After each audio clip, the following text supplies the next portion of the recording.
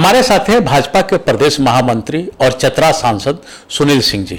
सुनील सिंह जी, आप ये बताइए कि आखिर क्या परिस्थितियां हुई कि चतरा आप चुनाव लड़े, तमाम लोग आपके विरोध में, फिर धीरे धीरे करके आपको एक बच्चे की तरह प्यार करने लगे। कारण क्या रहा, कैसे क्या किया आपने? नहीं, विरोध कोई निचले स्तर पर जनता के बीच नहीं था और स्वाभाविक रूप से हम लोगों ने क्षेत्र के भलाई के दृष्टि से पूरे 4.5 साल 5 साल काम किया है।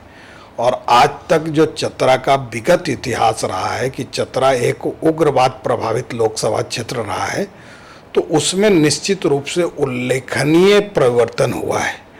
आज चतरा में मूवमेंट ईजी हो गया है, लोगों का जनजीवन सामान्य हो गया है।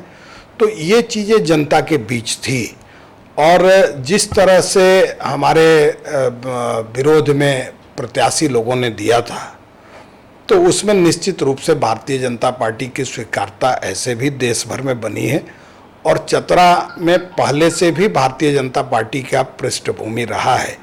तो निश्चित रूप से वहाँ के जनता का सहयोग हम लोगों को भरपूर मिला है और ये 23 तारीख को इसका स्पष्ट स्वरूप भी देखने को मिलेगा।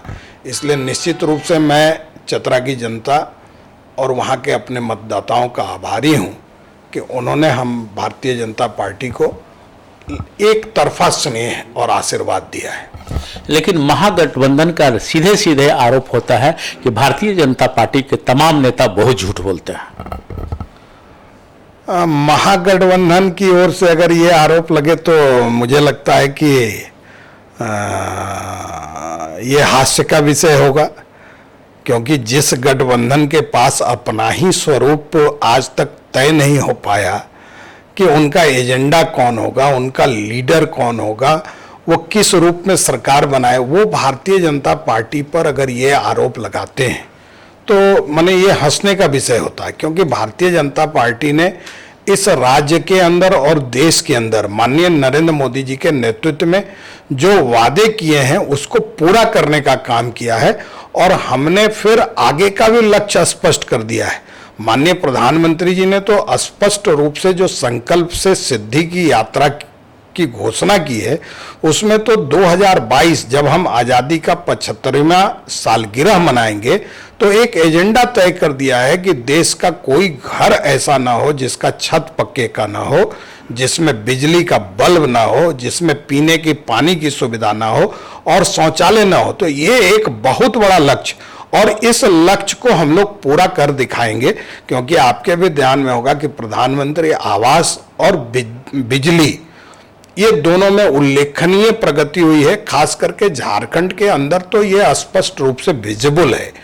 तो झूठ का आरोप लगाना, चूंकि उनको महागठबंधन में तो आप अगर देखेंगे पुराने बजट महागठबंधन के तो नेताओं का भाषण पढ़ेंगे, खास करके रेल बजट, तो आपको हंसी आएगी कि कम से कम 17-18 बार इस राज्य के अनेक रेल लाइनों की चर्चा इन लोगों ने की है। मधु दंडवते के जमाने से कुछ लाइन यहाँ पेंडिंग चला आ रहा है, बरवाडी चिरेमेरी, लेकिन गठबंधन के नेता जो जेल में है, लालू जी, वो रेल मंत्री रहे, फिर भी इन लोगों ने कोई उल्लेखनीय काम नहीं किया है, घोषणाएं बहुत की। तो सच्चाई ये है कि झूठ बोलने का और जनता को दिग्भ्रमित करके अभी तक वोट लेने की आदत इनको थी। गठबंधन को जो हमारे प्रधानमंत्री जी ने कहा है कि ये मिलावटी लोगों का गठबंधन है, महामिलावटी, ये सच्चाई है। क्योंकि ये क्षेत्र भाषा, संप्रदाय, जाति के नाम पर समाज में विष बोने का काम करते हैं ताकि वोटों की फसल काट सकें। लेकिन अब इनका चेहरा जनता के सामने स्पष्ट हो गया है और जनता ने इनको स्पष्ट रूप से झारखंड सहित पूरे देश में नकारा है। चतरा की जनता आपको पुनः लोकसभा भेज रही है, तो ऐसा कौन सा काम आपने छोड़ दिया जो पूरा करेंगे, और इन 5 वर्षों में ऐसा कौन काम जिसे आपने छोड़ दिया था जिसके चलते आपको कसक रहा हो? नहीं, अभी हम ये कह सकते हैं कि चतरा में अनेकों योजनाएं अधूरी हैं। पिछले 5 साल के कार्यकाल में आप ये कह सकते हैं कि हम लोगों ने एक आधारभूत ढांचा सिर्फ खड़ा किया है और हम लोगों को ये खुशी है कि वो आधारभूत ढांचा की स्वीकृति भारत के नीति आयोग ने भी दिया है। इस साल जब नीति आयोग ने देश के जो आकांक्षी जिले हैं, जिनको पहले बैकवर्ड डिस्ट्रिक्ट कहा जाता था, आकांक्षी जिलों की जो प्रगति की रिपोर्ट बनाई, जिसमें 116 जिले हैं, उसमें आपको ये जानकर खुशी होगी कि चतरा जिला को नीति आयोग ने नंबर 1 जिला भारत के अंदर प्रगति के राह पर अग्रसर जिला में रखा है। तो उसको हम लोग को फुलफिल करना है। और चुनौतियां हमारे सामने आज भी हैं। चुनौती हमारे सामने सबसे बड़ी स्वास्थ्य संबंधी चुनौती है, उसकी संरचना खड़ी करना, और इसके साथ साथ शिक्षा, क्योंकि चतरा लोकसभा एरिया भौगोलिक रूप से काफी विस्तृत है। मतलब मुझे लगता है कि नॉर्थ इंडिया का वो सबसे बड़ा ज्योग्राफिकल एरिया है। इस दृष्टि से खास करके हायर एजुकेशन के जो शैक्षणिक संस्थान हैं उनकी अत्यंत कमी है।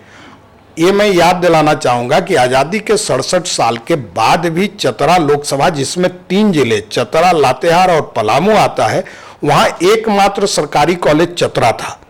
आज हम लोगों के प्रयास से और हमारी सरकार ने चतरा में महिला कॉलेज, चतरा में मॉडल कॉलेज, मनिका में डिग्री कॉलेज, पांकी में इंजीनियरिंग कॉलेज का निर्माण, पांकी में पॉलिटेक्निक का निर्माण जो 70% से अधिक हो चुका है, सिमरिया में डिग्री कॉलेज का सैंक्शन करना और लातेहार में सैंक्शन करना, तो ये किया है। लेकिन अभी भी क्षेत्र के दृष्टि से देखें तो हमारे यहाँ प्रतापपुर, हंटरगंज, उसके बाद बालूमाथ, चंदवा, बरवाडी, ये ऐसे क्षेत्र हैं जहां अभी भी हमको हायर एजुकेशन की जरूरत है। तो ये 2 काम, एक तो शैक्षणिक संरचना खड़ी करना, दूसरा स्वास्थ्य संबंधी संरचना खड़ी करना, और तीसरा वहां के खेतों तक पानी पहुंचाने का काम। अनेकों इरिगेशन सिस्टम जो पुराने चल रहे थे उनका पुनरुद्धार हुआ है, लेकिन अभी भी बहुत काम बचा हुआ है। चतरा एक ऐसा क्षेत्र है लोकसभा जो इस राज्य के अनाज की समस्या को दूर कर सकता है, जिसको हम ये सुविधा दें। तो उनको पानी उपलब्ध कराना, ये 3 प्रायोरिटी हम लोगों ने प्रमुख रूप से अपने सामने रखा है और इसको हम लोग पूरा करेंगे। तो अब इंतजार करने का है सांसद सुनील सिंह का एक नया वादा किसानों के लिए, छात्रों के लिए और बेरोजगारों के लिए। सनमार्ग लाइव के लिए कैमरामैन दीपक के साथ मैं संजय समर, देवघर।